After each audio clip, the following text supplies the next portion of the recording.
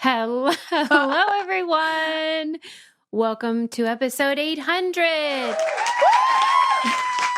of Freaking Podcast. We did it. We did it, Sarah. We knew we could, and we did. Yeah. I love it. No problem. Celebration. Either, okay? 800. 800. Let's do the cheer again. Yeah. I like that woman who goes, woo, woo, woo. Yeah, That's like she. me. That's She's like a me. brainiac for sure.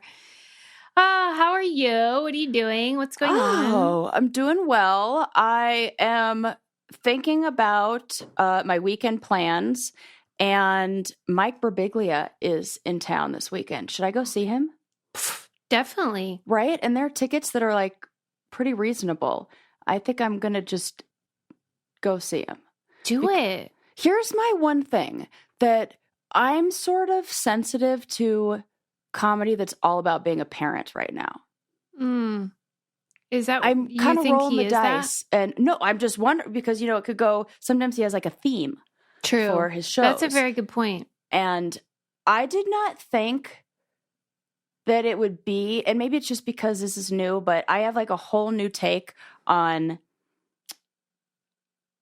like a sensitivity to people in different situations. Like, I the amount of times I've been asked, like, are you pregnant or nursing? Are you, for whatever it may be? And I'm like, no. Or like people are talking about, we're going on this like trip with some other friends, and they're like trying to have a baby on the trip.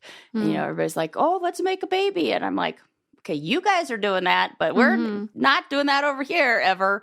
And, it just, so I'm a little like, what's it going to be about? And if it's all about like his being a parent and all that, I'm just like not super into that right now. And there's no way to know because, right. His special is about aging and love that sort of mortality. But I know that it's a totally new set now. Yeah. So you can go on Reddit. They that's usually what I was thinking. say. I was thinking maybe going on and doing a little bit of research first, but he's a guaranteed great show. Yeah, I've been just really into comedy lately, and watching, having all the laughs because you've been recommending some great ones to me. Yeah, and I'm like so into it. Last week I went to 2 back-to-back nights. Leanne Morgan. Yay! Yeah, like a total lunatic. I was like, I almost and it was saw 2 Beth different Stelling venues. Twice. It was so weird. I've never heard of that where a comic does like the same city but 2 different venues. I've never heard of that either. Yeah, and it was. I mean, I consider her to be one of the greats, and I know that sounds silly since she just sort of became big recently, but it's like watching a masterclass. Like I had a notebook. It's so good. She's I so was good. like writing because I didn't want to forget certain things and ideas, and I she's think just so you do good. need to see if you love a comedian. I think there is value in seeing them 2 times in a row. I mean, I like back-to-back nights. Mm-hmm. That makes me appreciate the humor, and then I have a hard time remembering the jokes. Mm-hmm. Not like you need to remember all of them, but I like to, I don't know, remember what it was that made me laugh. I always leave and go, what was that thing that they said that was so funny? And this was the same set that I saw with you in Denver. So this was my 3rd viewing of that hour, and it doesn't get old for me. No. It evolves. You can so like much. see how they changed it a little bit. Yeah. I love that. She's so great. Impressive. It was a hoot. I took Peg, my mom, the first night, and that's another thing. When it's a clean comedian, it really does allow for so much more, because there's no problem if you bring a kid or a parent or whatever. It's just like, and it's genuinely funny. Yeah. Yeah. So anyway, comedy, good for the soul. It really does do good like a medicine. It's just the fact. It does. It's facts. Yeah. It feels so good to laugh. It sure does, Sarah. That's why we like this show. Right. I always laughing and learning. Yeah. I always leave our recording like chuckling later about stuff you said. Always. Mm-hmm. And just like a comedy show, I forget the funny things. And then like the clips will come out later and I'm like, oh my God, that was so funny. Yeah, we're lucky we get to do this for a living. Yes. So thanks for 800 episodes, everybody. Yes. You guys are the best. Okay, well, spring has sprung. Let's get into it here. Yeah.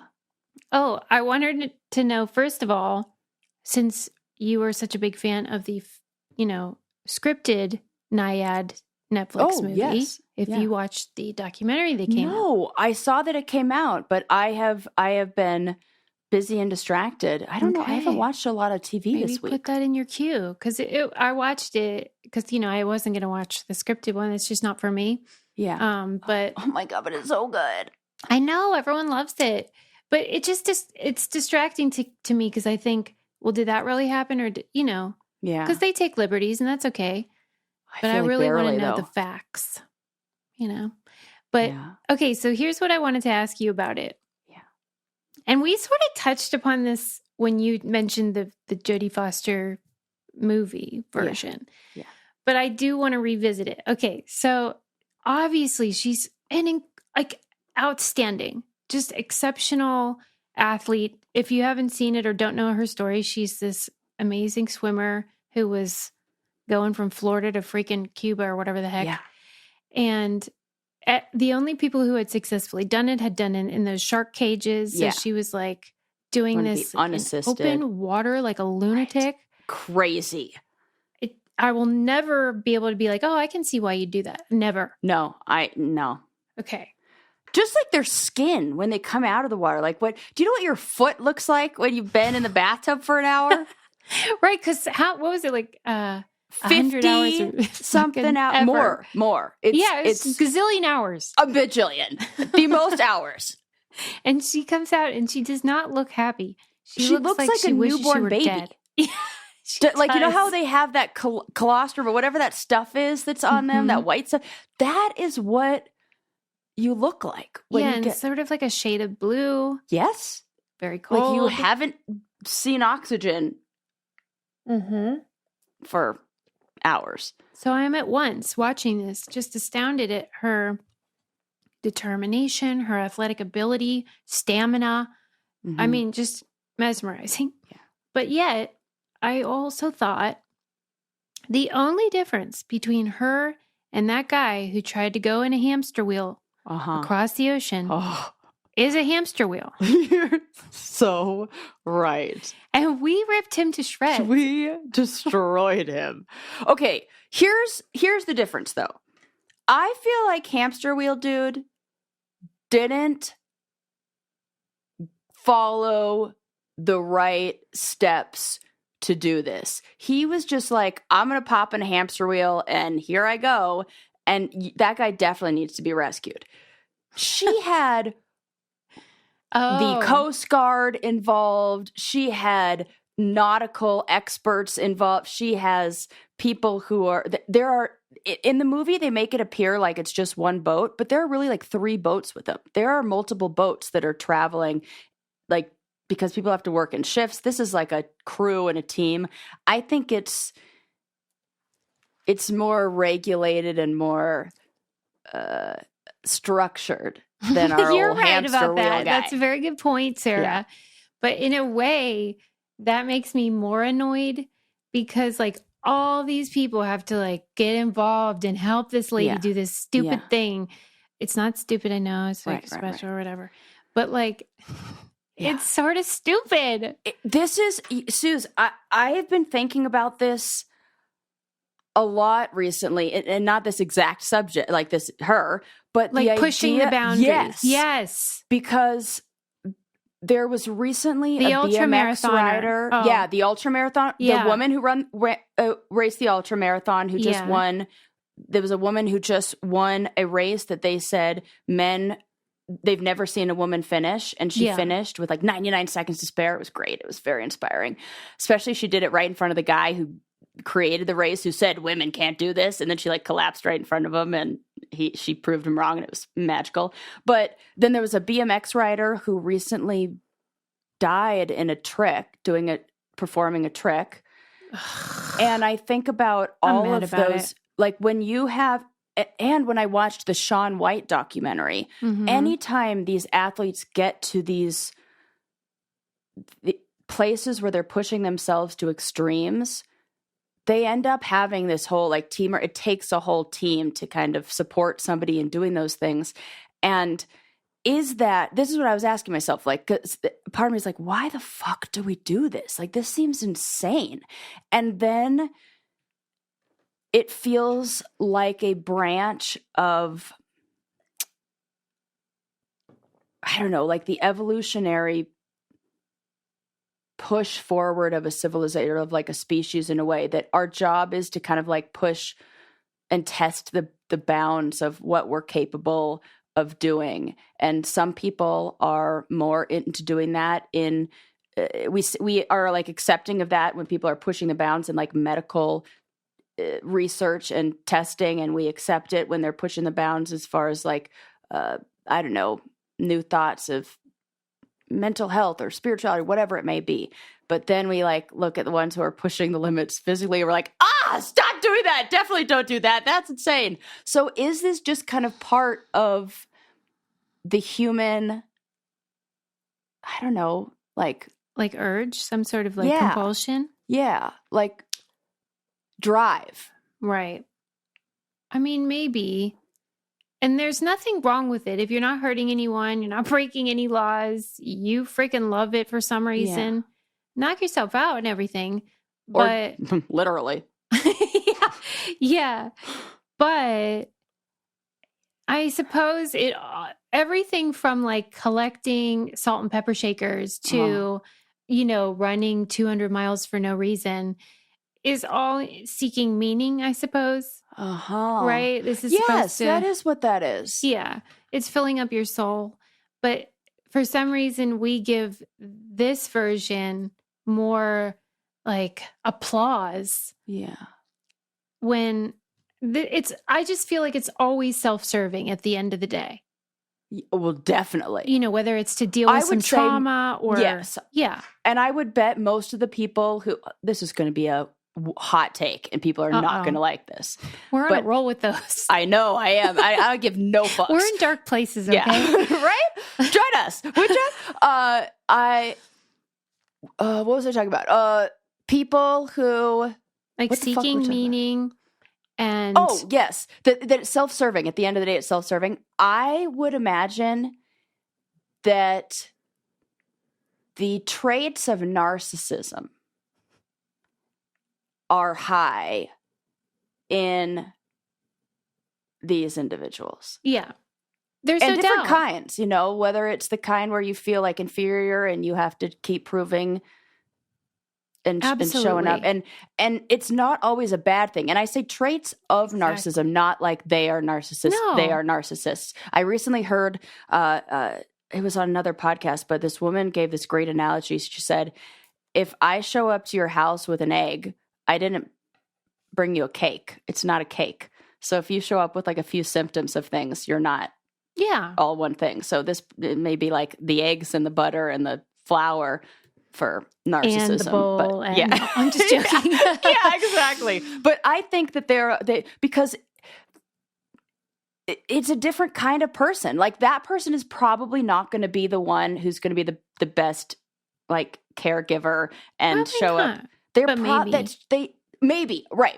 Maybe for sure. But like they might be somebody who has been very has made effort to put their goals first, which is a great thing. It's how they accomplish wonderful things. It's like nobody could do. Serena Williams could not be the kick-ass athletes they are if they didn't say, these are my goals and I want to put these above these other things. I think that we kind of touched upon what you're describing when we were talking about the deepest breath. And that woman who was in the documentary doing the solo dives, it wasn't just that she made this choice like this was her hobby or her passion. It was compulsion. Like she couldn't not do it, like an addiction. Yeah. And that doesn't mean that it's bad. It just means that it's maybe not as like noble and sort of like praiseworthy as we often do it. Because I think we're often thinking, I could never do that. So that's so impressive. when Yeah, really we this don't is look just at someone the who things. can't Right. not do it. And there are those people who are the helpers, like people who are nurses, firefighters who are like, I can't not do this. This is my calling. I don't care that I get treated the way I do. And we do not look at them in the same way. Maybe some people do. I do. I look at teachers and nurses and I go, wow, you guys are so self-sacrificing. It's amazing. And they are in because you're positions where they're describing putting other service. people first. Yeah. Yeah, and we don't clap for that as much as we clap for, like, Feats Teacher of of the strength. Year doesn't make the magazine cover, even though I know people who are Teachers of the Year. Yeah. Yeah. But it's Shout just out to you, interesting to Jessie. talk about. Nobody's doing anything wrong. It's just weird and fascinating. Yeah. Because Yeah. she was so freaking charismatic, this Nyad lady. Like, there's just I bet something that's how about she got her Yeah. sponsors. That's how it's just this. She has this, or at least how it came off, and in the clips that I've seen of her, this drive and determination that, yeah, it's relentless. It's like, I have to do this. That's And how I feel about ordering wild grain bread. Suze, I had an experience recently. Oh, no. where Good. I was very, very disappointed. Not in wild grain bread. Okay. But I went to the grocery store, and I've been so accustomed to these wonderful loaves of bread that I went and I got some French, like a loaf of French bread. Civilian bread from the, but like, baked at their bakery. This thing was like not, Great British Bake Show would have been like, boo, Wow. thumbs down. It was totally under, like proofed. It was mushy. And I was like, why? And it was more expensive Yeah. if I would have ordered it. That's right. Well, it's just because I was out. I Yeah. went through my box I too don't quick. judge you. Yeah. I mean, listen, I get it. We're spoiled now. Yeah. But you could be spoiled too, because these loaves, the pasta, the pastries, the bread, they come to you frozen. You bake them up whenever you want them for dinner or for a meal, and they taste like bakery bread, but better than, apparently. Way better. It's just so good. And it makes meals easy too, because you have it on hand and you just pop it in and it's ready to go at 25 minutes or something. No thawing required or anything crazy. You don't have to plan ahead. For a limited time, you get $30 off the first box, plus free croissants in every box when you go to wildgrain.com/braincandy to start your subscription. You heard us, free croissants in every box, $30 off your first box when you go to wildgrain.com/braincandy. That's wildgrain.com/braincandy, or you can use promo code braincandy at checkout. What did you do about that bad loaf? You just dealt with it internally? You know what I did? I scraped the inside of it out because it was so like, That's terrible. it was like not, it almost felt raw on the inside. So I just scraped it out, and then it was almost like a That's a hollowed real out bummer. sandwich. Yeah. Mm. So, Well, there we deepest condolences. Yeah. That, I did want to mention though, that ultramarathoner that we Yeah. were talking about. What a fascinating character. Like, do you know about her? I do. I didn't know what you were saying about how like the organizer of the ultramarathon like poo-pooed women. I didn't Yep. know that part. Oh yeah. I saw, there's a clip of him. He's like an old guy with a beard, and he was like, Let me guess, yep. white? Oh, please, of course. Right. I And know. he was like, I this isn't something women could do. I've never seen women do it. I'll believe it when I see it. It's very like skeptical. He's like, God, I don't why do think they people have act like that? I don't think they have what it takes to do it. That kind of talk. That's really something. But Yeah. she makes it like it's no big whoop. That's what's crazy to me.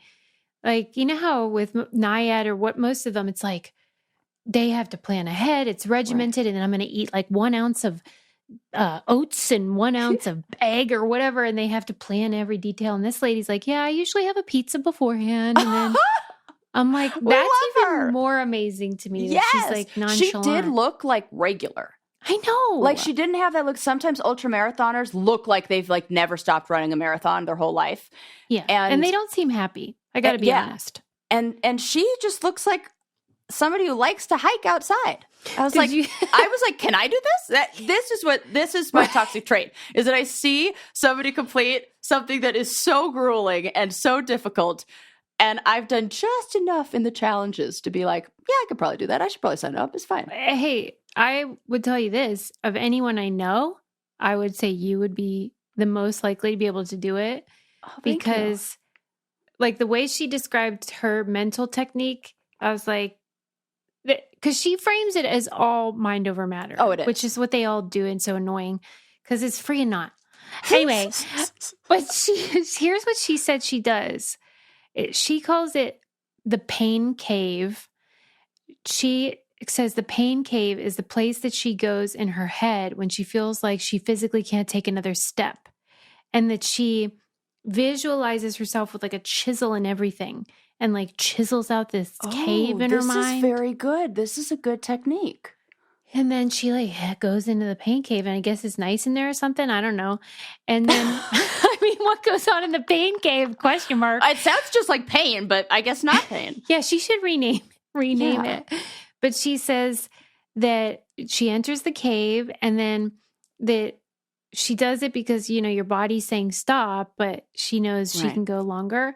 But the problem with this is that one of the times she went into the pain cave, she like whited out and had no vision for 10 miles. Wait, what? Like she became a blind person. How are you even moving? And why wouldn't that be okay, maybe it's not mind over matter. I'm literally blind. Right. That's how I felt when in Nyad, when she starts to hallucinate and her trainer says you have to go with the hallucinations to anybody else's work. Too. Like, if I started to hallucinate ever, I'm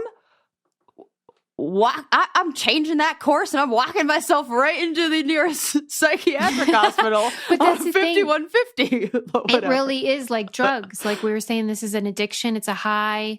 Because who has hallucinations? Mentally ill people, sure, but also people on fucking mushrooms. Oh, right.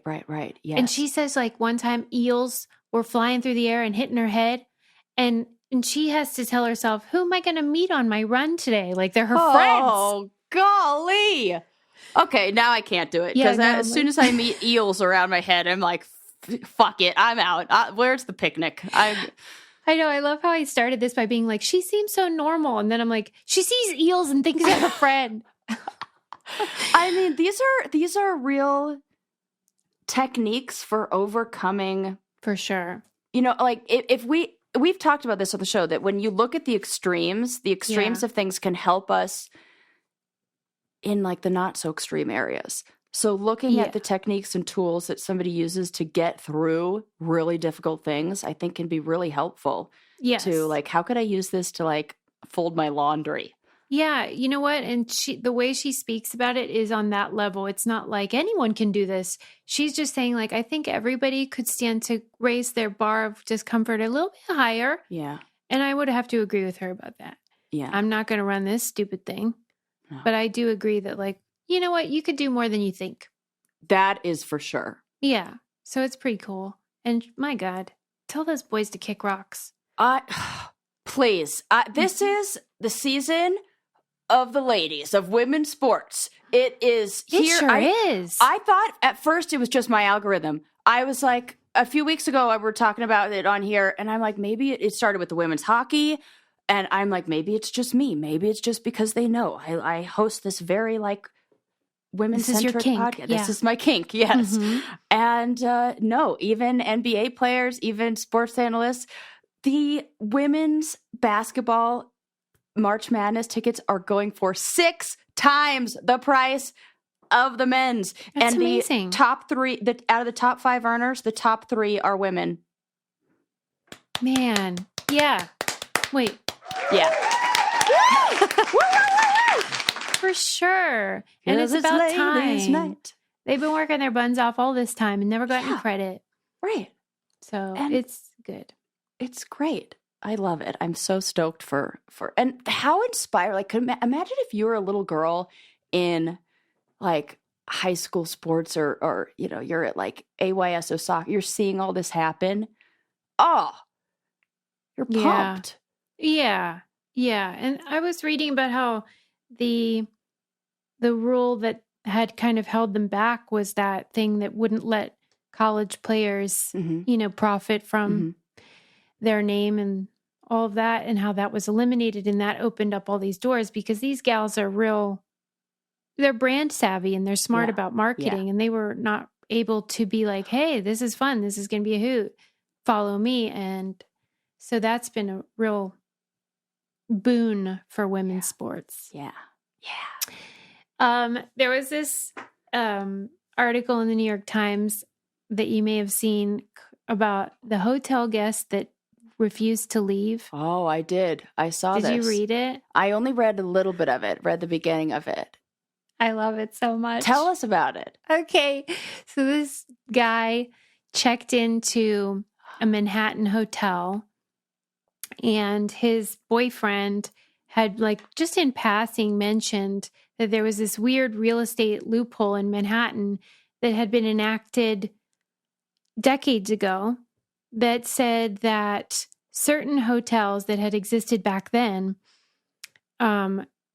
were basically required that if a guest requested a lease, that they could become like a permanent resident. Mm-hmm.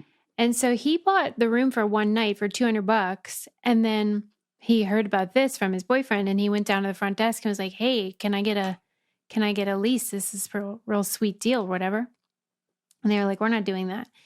And he's like, well, you have to. And they're like, yeah, well, bye-bye.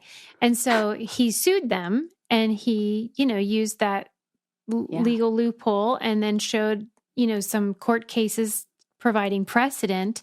And the judge was like, yeah, I mean, fair is fair. This is technically the law.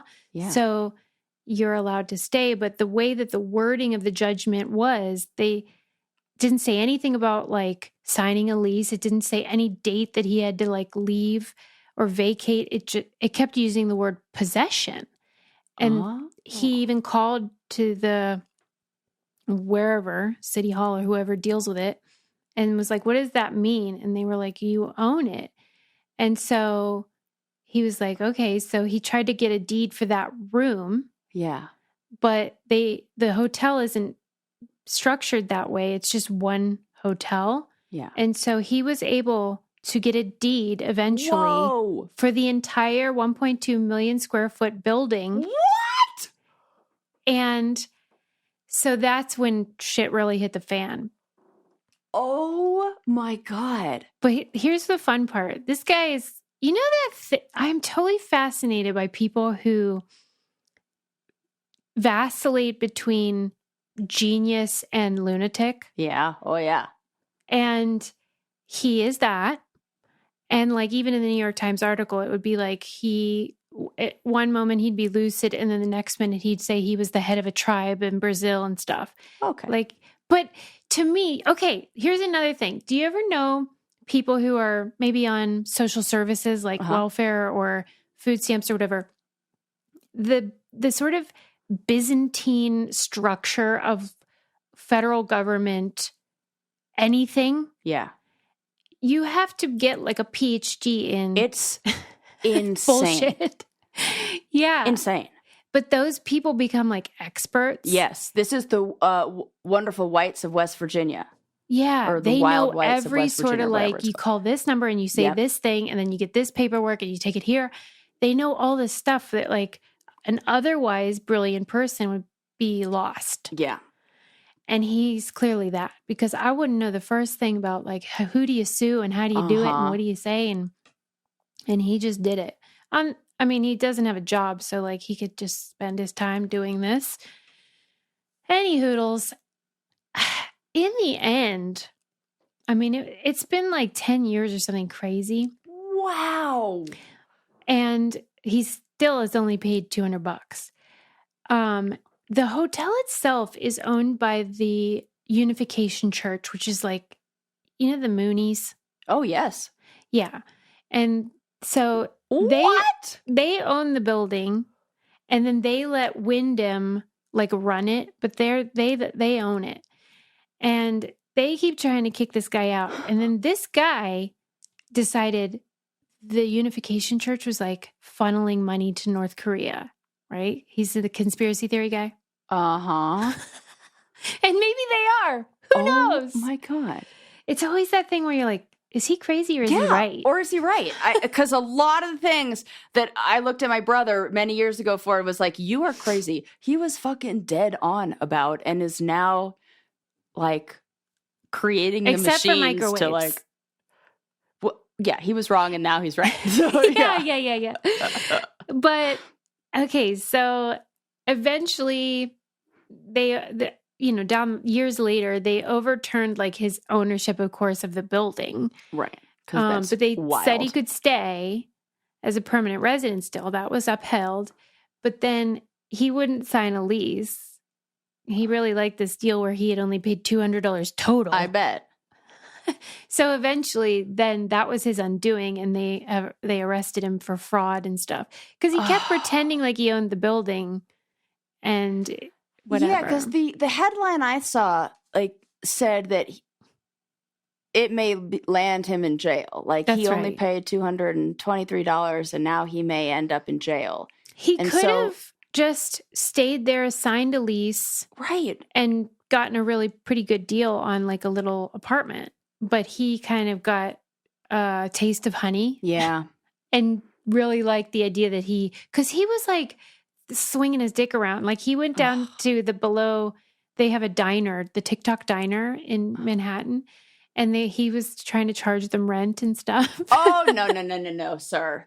Yeah, like he got a little too big for his britches. Yeah, But I kind of love it. I love when someone beats the system and then the system has to come up with like oh, we're going to arrest you for like tax evasion. Right. You know what I mean? And don't you think that this has got to make it so new laws are going to get passed? Yeah, they got to sort this out. Yeah. I guess it's a real pickle. I want to like look back and be like, what other laws have we got? What else? For real. And like, how did this boyfriend know about the loophole? Yeah. Who's his source? I would be so mad at this and so angry if he were a straight guy. I know. But the fact that he's a gay guy doing this, I'm like, yeah. Beat the system. System screwed you. That's right. Run them. I'll tell you another way to beat the system, and that is using Rocket Money. Am I knew right? You were going to say that. Yes. Because it is. I just got a message from Yoli, one of our brainiacs, and she was like, I was skeptical about all this, brouhaha with Rocket Money, but she's like, I signed up anyway. Thank you, brainiacs, for being, trusting of us. Yeah. And she saved a bunch of money and showed me in a thing. And it's like, yes. Yeah. It's a real deal. And let me tell you, often imitated, never duplicated, because my bank is trying to do the same thing. And I'm like, not even fucking close. And doesn't have any of the features or anything that I'm like, no, thank you. But I'll keep my budget over there. Yes. Rocket Money is a personal finance app. It lets you cancel unwanted subscriptions, monitor your spending, help you lower your bills. They'll negotiate your bills for you, your cable, your insurance, whatever. I just got a rigmarole through my phone provider. You know how sometimes they offer perks where you can get like a streaming service for free? It was that. So I was paying for a service I could get for free. Yeah. But anyway, they have over 5 million users, saved a total of 500 million in canceled subscriptions, and members save up to $740 a year when using all of the app's features. Stop wasting money on things you don't use. Cancel your unwanted subscriptions by going to rocketmoney.com/braincandy. That's rocketmoney.com/braincandy, rocketmoney.com/braincandy. Tell me if you've saved money too. I like hearing about these success stories. Yeah, we love that. So like on one hand with the guy, just wrapping it up about the hotel thing, like on one hand, it annoys me because it's like, just stop being weird. Just like get an apartment. Just pay rent. But on the other hand, like businesses get away with so much. Oh my God, so much. And it's always like, you know how we joke about bank error in your favor, which almost never happens. Yep. And so whenever it's like, hey, there's this, they didn't think of this, and you're able to take advantage of it, I mean, I kind of respect it. Yeah, I do too. Respect. We'll see what happens with him. I hope he doesn't. Maybe he would like prison. It's free, room and board. Right. Who knows? Okay, moving on. This was just today I saw in the news. That's funny. Room and board. I mean, some people are like, no, I don't like the outfits. Yeah. That's it. Or else I'd be all in. This was just in the news today. Did you see how Kim Kardashian's being sued by an artist's foundation? No, tell me. Okay, so there was this video on YouTube. But I love this too. Me too. I mean, yes. Let's do the cheering eat the again. rich. Okay, so there's an artist named Donald Judd who creates these, they're not even cute, these like tables that basically look like, what are those things? Palette? Yeah, okay. It looks like that. Okay. But a table. Got it. And he's deceased, but his foundation still manages his estate and all that. And she had done a YouTube video a few years ago where she said, like, her office, here's my Donald Judd table, and look at these chairs, and look how cool it is. I love them in And she's like super into furniture right now. Yeah. Okay, so it turned out that it was not a Donald Judd table. Oh. It was bought through this company. What's it called? Crescent. Clement's House. Clement's House. And she bought it through them. And it's not as if they said it was a Donald Judd. She knew that this was like a fake. And on the receipt, it said Donald Judd style. So like they're purposefully separating off. it from, but saying it's a knockoff, this a replica, like design within reach style. Yeah. Yeah. But even just acknowledging it, like, wow, which is so stupid of them to put that on there, because the foundation is mad at the furniture place, and the furniture place is now being like, what? No, it's a coincidence. It's not even similar. But on the receipt, they called it that. Oh, yeah. But then But they when asked you say her style, that makes sense. I know what they're saying. I think, what is the sort of legal line between, like when a place knocks off a little Etsy designer, Target will use their design, and it's, plagiarism or whatever the design equivalent of that is. Yeah. Versus just sort of like, this is a modernist style or whatever. Because there's a something line about like it's 10%, has to be like 10% different or something like that. There's an actual measurement to it. This isn't. Yeah. I mean, it looks exactly the same. But I just love that they just wanted her to take it down, the video, and then issue a statement saying sorry or whatever, acknowledging it. Yeah. And she didn't. So now she's being sued. Oh, well, I think that she should be for that. Yeah, come on. Especially when they issue the statement and say, like, when you have that platform and when you have that reach, it does matter. And I hate the inauthentic everything of the Kardashians. Like I saw a bit ago, it was, I think Khloe Kardashian has a cat and named, I think it's called like Blue Kitty or something like that. And people believe that she like face-tuned the cat. Yeah. And I looked at it and that's a fucking face-tuned cat. I know. And I was like, what kind of, I think about this, like where is your mind when you think, I love that question. I need to, where is your mind? Where is your mind, Chloe? Where is it? When you're like, I think I need to make this look better.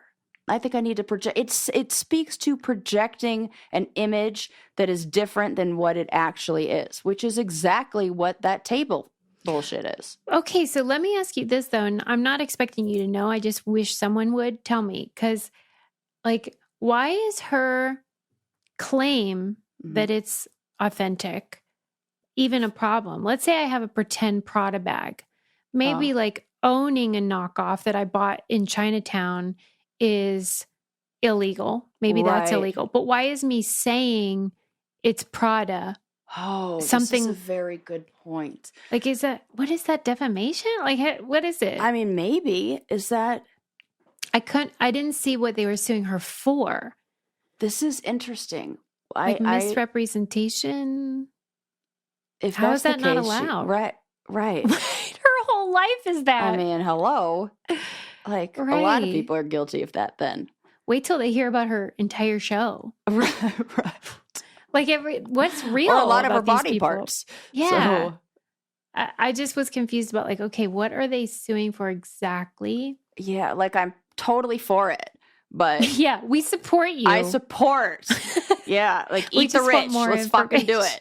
But I don't know what the lawsuit would be. Well, whatever it is, we wish you the best. Donald Judd Foundation. Yeah. Okay. I would be pissed if I were an artist, though. And like, especially, I'll say this last little bit. A lot of those artists in those really high levels, and I learned this after watching our documentary, they will hand select the people who get these items, and they don't want it going just anywhere. And that where the art lives does a lot to change the value and the relationship we have with that art. So art being associated with Kim Kardashian, if you have a whole, like, I could see that being like, no, whoa, no, we Sarah, did not approve that. That is not approved. You are not on the list. Yeah, because in their statement, it said just that. It said, Kim Kardashian is fine and you do you. We support you doing you, but like we don't want anything to do with you. Right. So this is like it's a blemish on like on the art house. Yeah. I'm on their side. Yeah. Totally. I guess I just didn't realize there was anything you could sue for. But so be it. Yeah, it did strike me because our March Candy Club is all about art. So like I do have that idea on my mind and how like all those concepts are so out of my wheelhouse, but it's fun to learn. Right. Yeah. Yeah. When you can't afford the $1 million pieces, it's funny how you don't really learn about their buying and selling of these goods. But if you want to know about those Target bags, I can tell you everything you need to know. Right. We know all the Target collaborations. Yes. Okay. Moving on. Good story. Well, good story. Before I move on, I'll talk about my favorite collaboration, which is Susie and Caraway. This is your favorite collab. It really is, actually. I love them so much. This cookware, I guess people probably listen and think like, how good can it be? Well, did I ever talk about how my aunt came over and I gave her the demo because she was listening to the show? She's a believer. You want to come over to our house, guys? We'll give you the demo. We really should. They should hire us to like go out, be like traveling saleswomen, just like So it sounds like another job, Susie. Well, because the thing is that they're non-toxic and non-stick. Usually, you have to pick a lane, and I hate that because I want both. And so now I'm living the dream. And it really is amazing for baking so that things just slide right out. Or cooking, like a frying pan is a must-have. If you're going to pick one piece. Yeah, that's what I chose. That's what I would go Get the frying pan. Get the frying pan. Your eggs will never be the same. Neither will your life. I'm telling you. Visit carawayhome.com/braincandy to take advantage of this limited time offer for 10% off your next purchase. This deal is exclusive for our listeners, so visit carawayhome.com/braincandy or use code braincandy at checkout. Caraway, non-toxic cookware made modern. My mom sent my sister a text that just said like wish list, and then it just said Caraway frying pan, and my sister was like, I didn't even ask. Like I wasn't saying like, do you have any suggestions for gifts? Just unsolicited wish list. I should just send that to people. I don't blame her. I don't judge. Yeah. Okay, so this one is a little darker, but we don't shy away from hard topics. No. Did you see, I'm sure you did in the Atlantic, the article about genealogy and what it's exposed regarding incest? Oh God, I didn't click on it, but I saw it, but I didn't click on it because I was like, of course. This is the problem with overturning fucking Roe v. Wade. I'm sorry, but when you take away people's ability to terminate unwanted pregnancies, you have children that are the result of unwanted pregnancies who then learn about how they came to be and how that pregnancy came about. Yeah. It's Fuck a nightmare. All of that. Well, and you know, I'm sure this isn't going to come as a surprise to any of our listeners or you, but it's this thing of like things that women say are often downplayed or acted like it's like rare, you know, this sort of like that hardly ever happens. And in like the 70s, we were told the chances of incest were 1 in a million, right? I'll tell you that's incorrect. Yeah, that this is like, I mean, hardly ever happening, right? And so then when this is what baffles me. They know men. This? Are they talking to other humans? This is what I don't get. I'm so mad right now. I mean, this is kind of like off topic, but it's like tangentially related. But like whenever men stick up for men who've been like accused of assault, I always think like they've been in locker rooms. Like they know what men are like when we're not around. Right. I don't know how they could question. Right. Be so shocked. Yes, it's everywhere. This is like who they are. Right. So I don't know where they came up with that number, but a group of feminist scholars in like the 80s, having done interviews with women, said that is grossly under calculating the numbers. But then there was no tangible data until the genealogy boom, when people were finding out what was cooking in their bodies. And so the weird thing for me is, I guess I'm not familiar with how all these companies work, but like none of them are telling their customers specifically that they are a product of incest. Right. They'll say that you have a 50% genetic match with this individual. It was weird though in the article. It sounded like maybe it was couched in wording that like a normal person wouldn't realize the implication unless they use this third party to go deeper and understand their DNA in greater detail. But anyway, so when they were getting these, you know, the info, they were being told to talk to this lady. One DNA company was saying, you need to contact this person and she'll give you some more insight. And so it was like her job to get on the phone and be like, here's the scoop. Break the news. Yeah. And so like all these people are finding out that either their biological mom's dad was their father or the brother. It's almost always the dad or the older brother. Right. Right. And I mean, just like what that would be like to hear. For so many reasons. For so many reasons. I mean, I wouldn't be able to attend a family gather. Like it would be, you'd have to do so much fucking work. And then, so then they find out and they, you know, human beings often have a yearning to connect with a biological relative. Right. For whatever reason, evolutionarily or whatever. And then, of course, they reach out, but they understand that, like, the mom probably doesn't want to turn that rock over. And so then it maybe re-traumatizes this woman, you know? But then the person has this desire to connect, and it's such a sad story. But I want to say, just, you know, if anyone's listening that is in that position, like, I understand why they have those layered feelings of like shame and disgust and anger and all the emotions that you can imagine. But like, I don't know. I don't think you should be punished for the sins of your parents. Absolutely not. And that's why I say it's going to take work, because they need to work with a therapist who's going to help them understand that this is in no way their fault and not doesn't define who they are. Mm-hmm. As all sexual assault. It does. Because this is another victim of that sexual assault. Mm-hmm.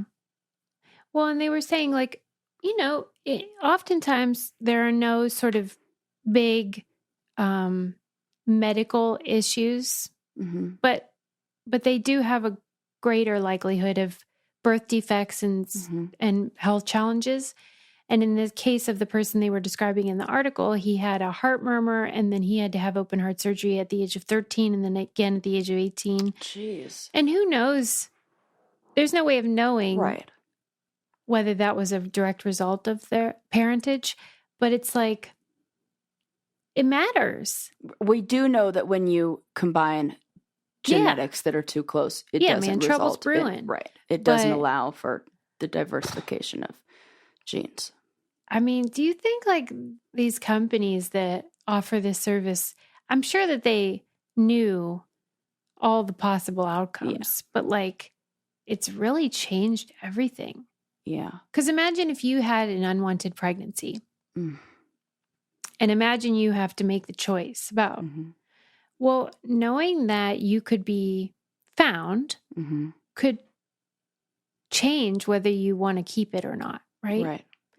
And these are things that the people in like the 60s or whenever did not know. No, it was just like anonymous. Who cares? It'll be like nobody will ask any questions. It's complicated. It's very complicated. And it's not even like all of this genetic research came about and you can say, okay, from here on out, all these people are going to be able to use this. This is used on, like you said, people from it's like retroactive, Yeah. And that is, really messy. There was another article in the Atlantic, but it was a separate piece about adoption. And it was written by Steve Inskeep, who is the NPR host. I love that guy. He's just salt of the earth. But he was adopted and then he adopted a daughter. And so he was talking about this new law. I think it's specifically in Illinois. And I think is that where Mike Pence is from? Indiana. Yeah, Indiana. And he signed into law that allowed for you as the adoptee can access your birth records unless there is like already an objection on file. So if nobody has filed an objection, you get access to these documents. I mean, that is progress. Yeah, it feels very basic that we should have access to our That's the thing, birth Sarah. Records. Well, we saw in that documentary, 3 Identical Strangers, that the secrecy around adoptions has been so toxic. And even when when I changed my name back to Rice from my married name, I needed my birth certificate. I needed a record of live birth. And I had to get that from the county I was born in, from the from the records. If you can't get that, you're fucked for a lot of things. I'm speaking out of ignorance, but I believe that in those cases, they have some sort of surrogate paperwork that's accepted. They've got it. But that doesn't say the name of the mother, doesn't say the name of the father, all that stuff. And it's so messed up that like the government knows who you are and you don't. That is fucked up. Fucked up. I would be so mad. Oh. And that these like gatekeepers, these old school marms, I would be like slipping those papers right under. Yeah, here That's why I don't work for anyone. I have to just work in my house. That's why Susie's my boss.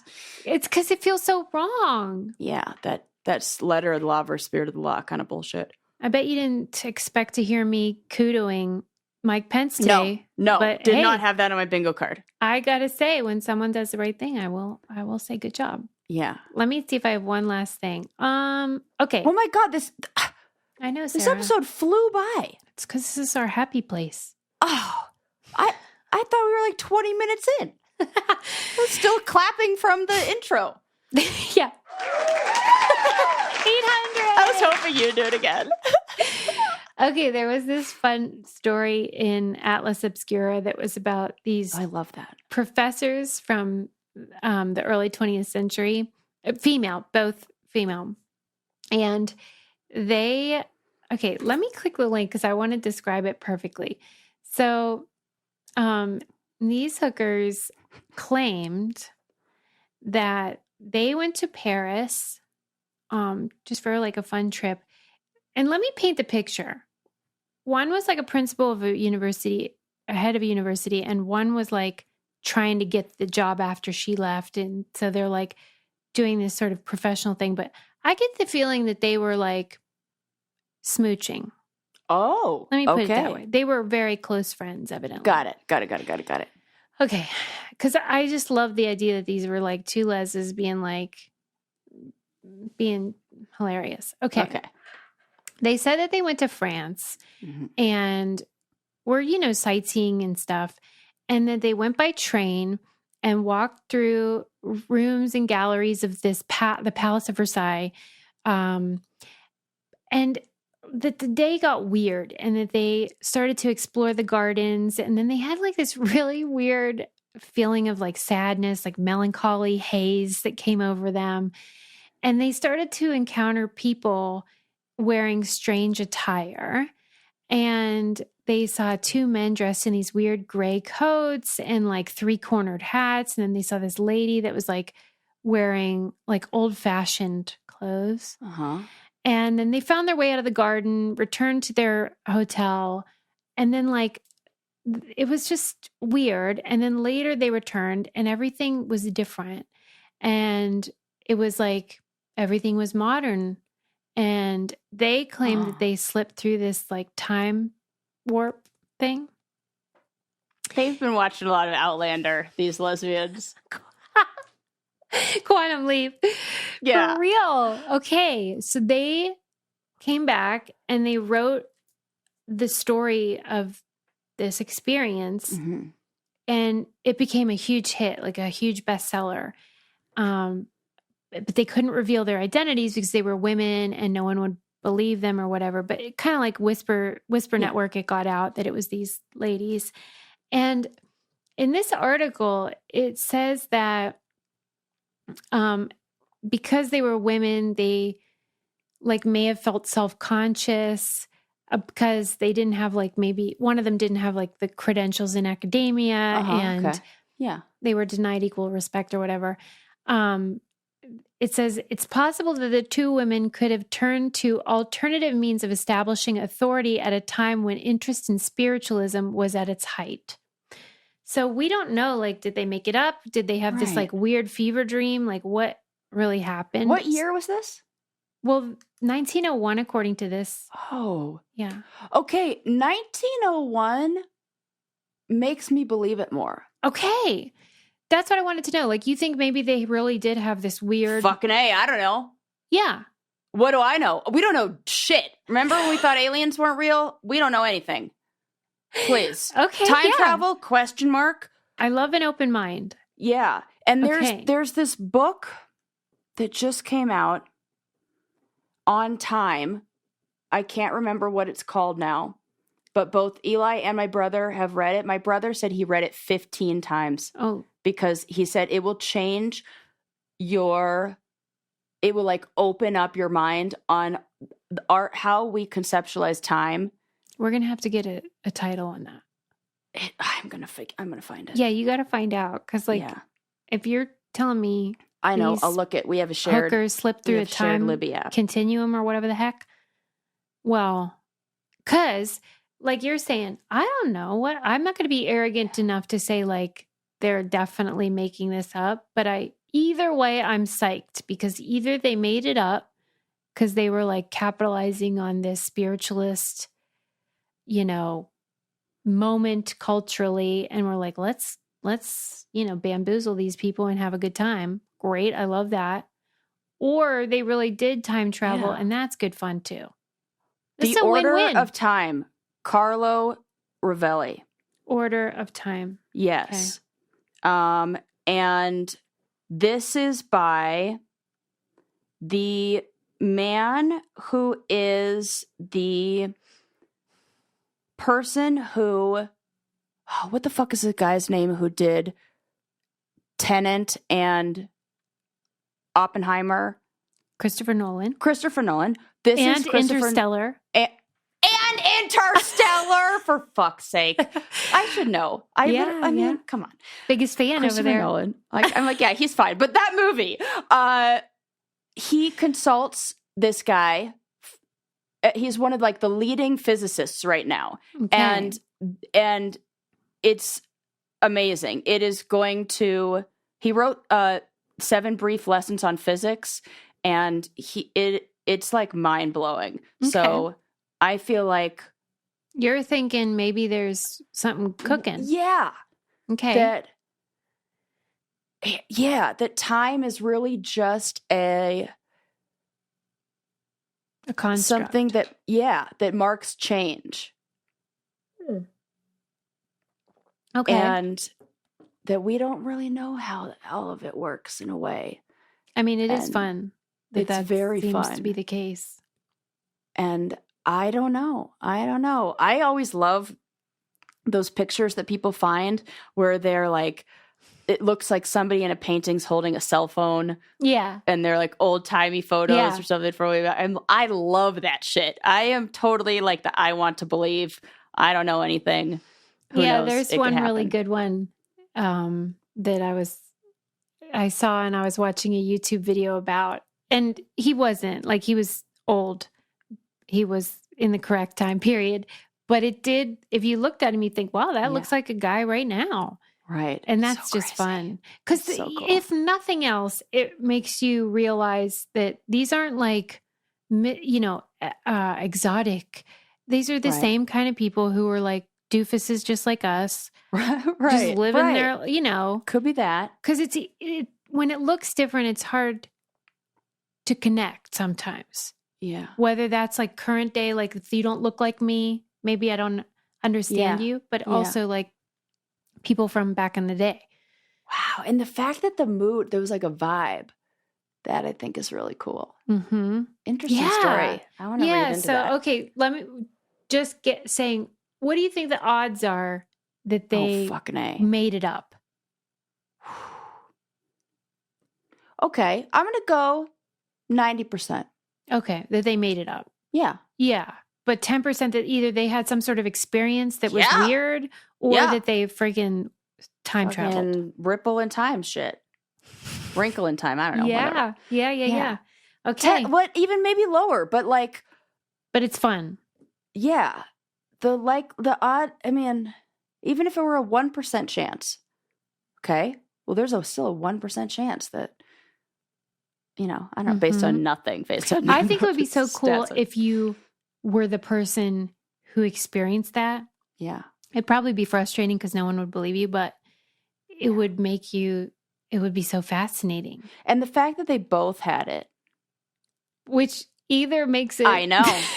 I know. It could go either way. It's either like confirming or denying. Like. Right. Yeah. Because if it were just one, we'd assume like she's.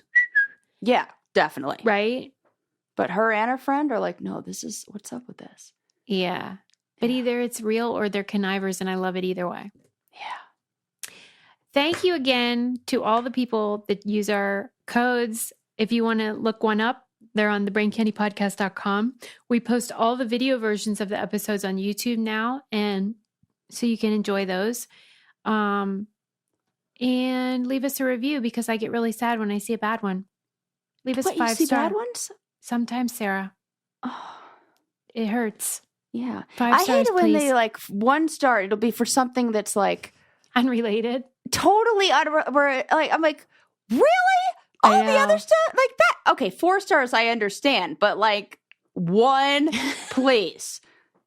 You know how shitty something has to be for me to give it like a 1 rave star review with a 1 star, and I'm like, I don't think they know about how stars work. Right. I don't think so either. So please help us out here.